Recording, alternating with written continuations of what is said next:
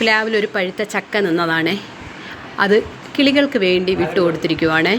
അതുണ്ടോ, മരം കൊത്തി കിളിയാണ് വന്നിരുന്നത്. കണ്ടോ, കൊത്തുന്നത് കണ്ടോ. ഇത് രാവിലെ കുറേ സമയം കാക്കകളെല്ലാം വന്നിരുന്നു ഇത്രയും കൊത്തി തിന്നിട്ടുണ്ട്. ഇപ്പോൾ ഒരു മരം കൊത്തി വന്നിരുന്ന് തിന്നുവാണേ.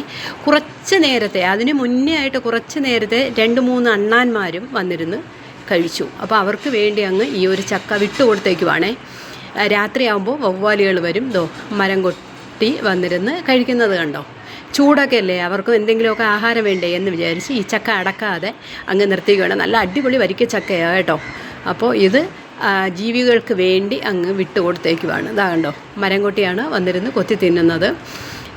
കാക്കയൊക്കെ നേരത്തെ വന്ന് ഇഷ്ടംപോലെ കഴിച്ചിട്ട് പോയി. ഇനിയിപ്പോൾ വരും അടുത്ത സ്റ്റെപ്പ്. കുറേയൊക്കെ വന്ന് കഴിച്ചിട്ട് പോയി. അടുത്ത സ്റ്റെപ്പ് ഇനിയിപ്പോൾ കഴിക്കാൻ വരും. മരം കൊട്ടി എന്ത് സന്തോഷത്തോടെ എന്ന് കണ്ടോ, അത് കൊട്ടി തിന്നുന്നത് കണ്ടോ. ഓക്കെ, അതുപോലെ നിങ്ങളെല്ലാവരും ജീവികൾക്ക് വേണ്ടിയും കൂടെ എന്തെങ്കിലും ഒരു സാധനം ഒന്ന് കരുതിക്കണേ. ഓക്കെ.